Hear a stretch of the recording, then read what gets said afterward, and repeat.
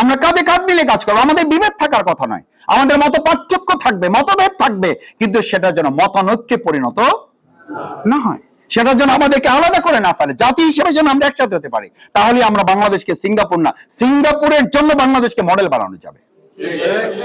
বাংলাদেশকে থাইল্যান্ড না, থাইল্যান্ডের জন্য বাংলাদেশকে মডেল বানানো যাবে, এবং আমরা সেটা করবো ইনশাআল্লাহ। বাংলাদেশকে আমাদের আমির জামাত ডাক্তার শফিকুর রহমান যখন অসুস্থ হয়েছে, উনি বলেছিলেন চিকিৎসার জন্য আমার সামর্থ্য ছিল, আমাকে চিকিৎসকরা বলেছিলেন থাইল্যান্ডে যাওয়ার জন্য, দেশের বাইরে যাওয়ার জন্য। আমি বলেছি আমার প্রিয় মাতৃভূমি বাংলাদেশ, আমাদের আমির জামাত ডাক্তার শফিকুর রহমান বলেছেন এই বাংলাদেশের চিকিৎসা নিয়ে আমরা পৃথিবীর কাছে মেসেজ দিতে চাই, আমরা বাংলাদেশ শুধু 2024 সালে নিজেদেরকে নতুন করে স্বাধীনই করি নাই, আমরা বাংলাদেশকে আগামী দিনের সমস্ত চ্যালেঞ্জ মোকাবেলা করার জন্য এটাকে উপযুক্ত করতে পেরেছি। সেই উপযুক্ত করার কারিগর তোমরা, সেই উপযুক্ত করার জীবন বাজি রাখা সৈনিক তোমরা। সুতরাং তোমরা যারা বাজি রেখেছো, জুলাই সনদের মাধ্যমে আগামী দিনে 2026 সালের ফেব্রুয়ারি মাসে যে নির্বাচন হবে, সেই নির্বাচনে তোমরা কেউ ভোটার আছো, কেউ ভোটার হয়তো এখনো হওয়ার সুযোগ হয় নাই। ভোটার না হলেও তোমাকে আমাকে এই কথা বলতে হবে, আমরা যারা ভোটার হব ন্যায় বিচারের পক্ষ নেব। কিসের পক্ষ নেব? ন্যায় বিচারের পক্ষ নেব। আমরা যখন ভোটার হব ন্যায় বিচারের পক্ষ নেব, কারণ ন্যায় বিচারে একটা বৈষম্য মুক্ত বাংলাদেশ উপহার দিতে পারে।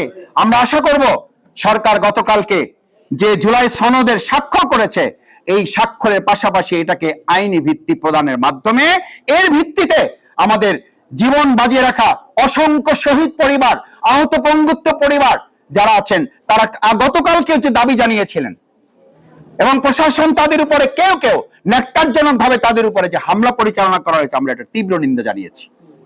এটা ঠিক হয় নাই। তাদেরকে কনভিন্স করার জন্য আরো বিকল্প পদ্ধতি নেওয়া যেত। তোমরা খেয়াল করেছো, একটা হাত হারা ভাই, তার কৃত্রিম একটা হাত লাগানো, সেই হাতটাও খুলে পড়ে গিয়েছে। এটা অমানবিক। এই অমানবিকতার পক্ষে বাংলাদেশ ইসলামী ছাত্র শিবির, জামাত ইসলামী শুধু নয়, বাংলাদেশে কোনো মানুষ থাকতে পারে না। আবার জুলাই যোদ্ধা হিসেবে যারা ভূমিকা পালন করেছেন, আমরা তাদের প্রতি আহ্বান জানাবো, আপনারা একা নন, আপনাদের সাথে গোটা বাংলাদেশ রয়েছে। সুতরাং আপনাদের দাবি আপনাদের দাবি নয়, আপনাদের দাবি আমাদের গোটা বাংলাদেশের মানুষের দাবি। এই দাবি যে কোনো মূল্যে বাস্তবায়ন করা হবে ইনশাআল্লাহ। আজকের প্রোগ্রামের তোমরা যাকে প্রধান অতিথি হিসাবে মনে করছো, এই জাতীয় প্রোগ্রামে আমাদের এখানে সাধারণত প্রধান অতিথি আমরা কেউ থাকি না। এই প্রোগ্রামের মূল প্রধান অতিথি যারা, তারা আমার সামনে বসে আছে, এবং এই সব প্রধান অতিথির জন্য আমরা একটা করতালি দিতে চাই। কারণ এই প্রোগ্রামের প্রধান অতিথি আমি আসলাম, তোমরা আসো নাই। প্রোগ্রাম সফল না ব্যর্থ? এই যে তোমরাই বললা ব্যর্থ। আমি আসি নাই, তোমরা সবাই আসছো, এখানে যারা আছে সবাই আছে। প্রোগ্রাম হবে না? হবে না? হবে, এবং সফলভাবে হবে। কিন্তু এই স্টেজে আমরা সবাই আছি, তোমরা আসো নাই। সফল না ব্যর্থ? ব্যর্থ। সুতরাং আমি আমার প্রধান অতিথিগিরি অত্যন্ত বিনয়ের সাথে তোমাদের কাছে অর্পণ করলাম, এবং তাদের কাছে অর্পণ করলাম যারা আজকে শুধু প্রধান অতিথি না, আগামী দিনে যারা বাংলাদেশের প্রধানমন্ত্রী, তাদের কাছে অর্পণ করলাম যারা আগামী দিনের রাষ্ট্রপতি। এটা তোমাদের হাসার কোনো দরকার নেই। এই যে আজকে ব্যাক বেঞ্চার যারা, আমি শুরুতে দেখতেছিলাম যে সামনে যারা তার একটু কথা কম বলতেছে, পিছনে যারা তার একটু কথা বলে, খুব স্বাভাবিক। ব্যাক বেঞ্চার হিসেবে এটা বলা আছে যে পিছনে বলা মানে, বসা মানে হচ্ছে সে কিছু কথা বলবে। তোমরা যারা আজকে একদম পিছনে, আমি তোমাদের চেয়েও পিছনে বসেছি।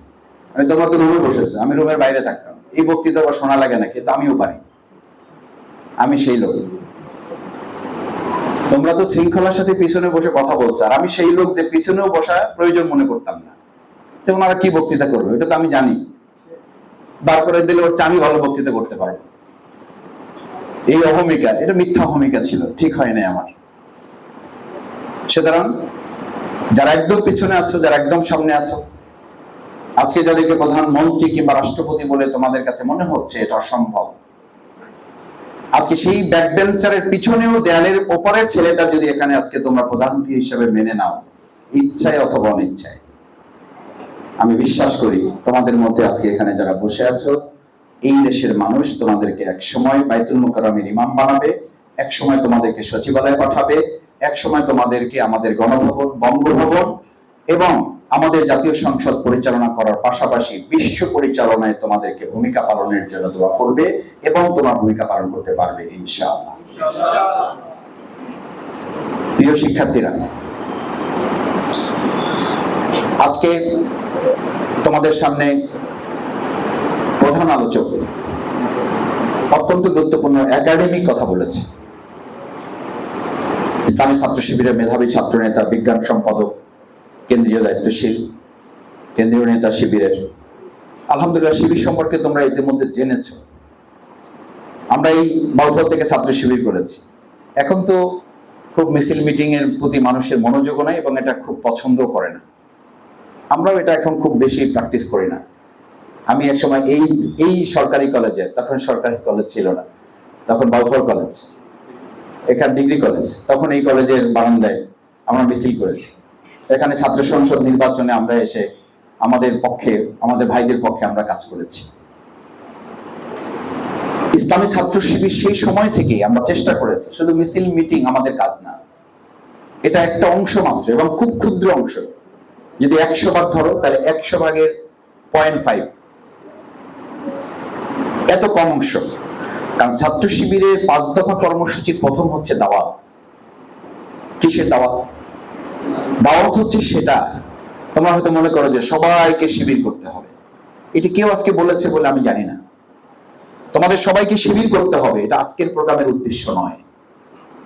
আজকের প্রোগ্রামের উদ্দেশ্য হচ্ছে তোমরা যারা এই নবীন, যারা অনার্সে নবীন, যারা ডিগ্রিতে নবীন, যারা এসএসসি, এই এইচএসসি যারা একাদশ, সেখানে যারা নবীন, তাদেরকে কয়েকটা কথা স্মরণ করানো।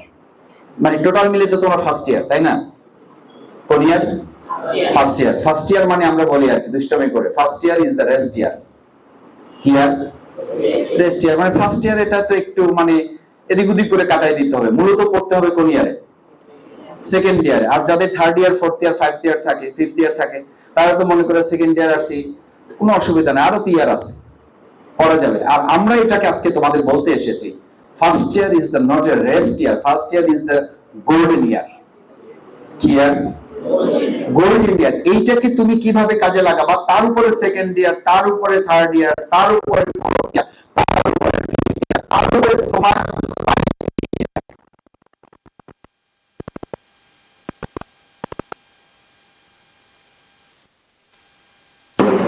কি করতে চাই আমরা, শিক্ষার মূল উদ্দেশ্যটা কি? শিক্ষার মূল উদ্দেশ্যটা যদি তুমি ধারণ করো, ছাত্র শিবির উদ্দেশ্য সাধন হয়ে যাবে। ছাত্র শিবির উদ্দেশ্যের সাথে শিক্ষার উদ্দেশ্যের কোনো কন্ট্রাডিকশন নাই। শিক্ষার যা উদ্দেশ্য, ছাত্র শিবিরের তাই উদ্দেশ্য। শিক্ষার উদ্দেশ্য কি? একজন ছাত্র সে তার একজন ছাত্রীকে তার নিজের বোন মতো করে তাকে সম্মান করবে, এটা শিক্ষার উদ্দেশ্য।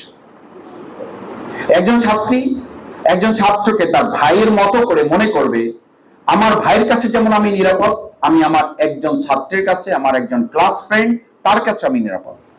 শিক্ষা একজন ছাত্রকে ভাইয়ে পরিণত করে, একজন শিক্ষার্থী ছাত্রীকে বোনে পরিণত করে।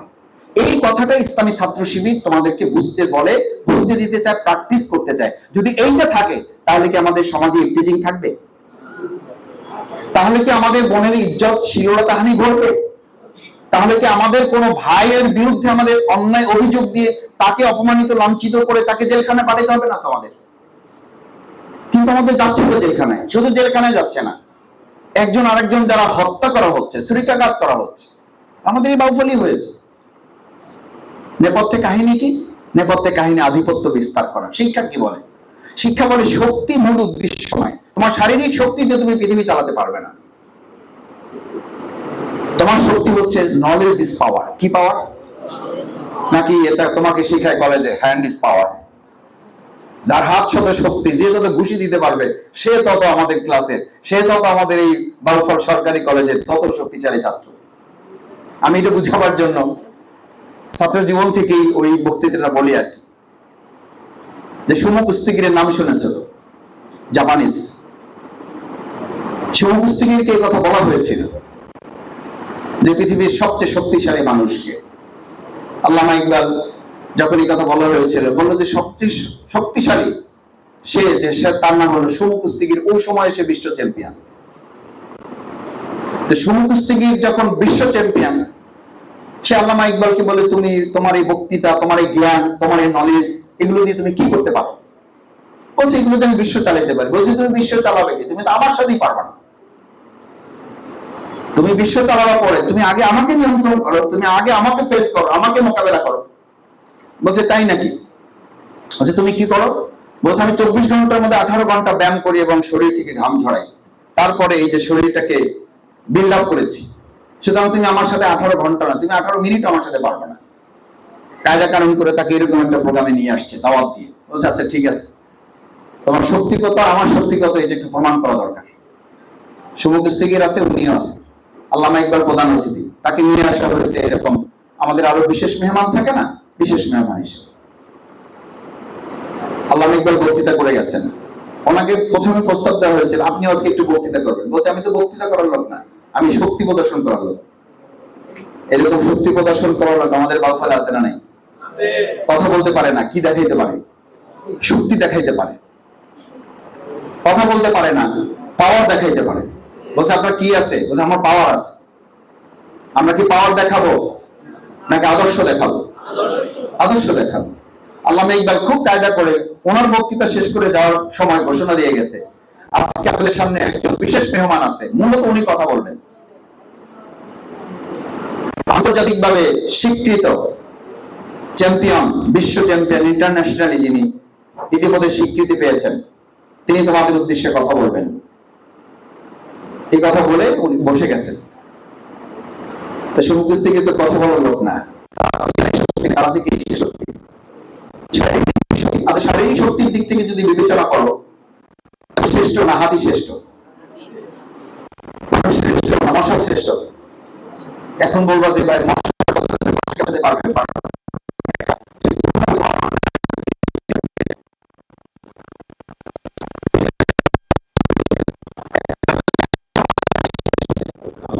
না, বলো কাকে শেষ করেছে?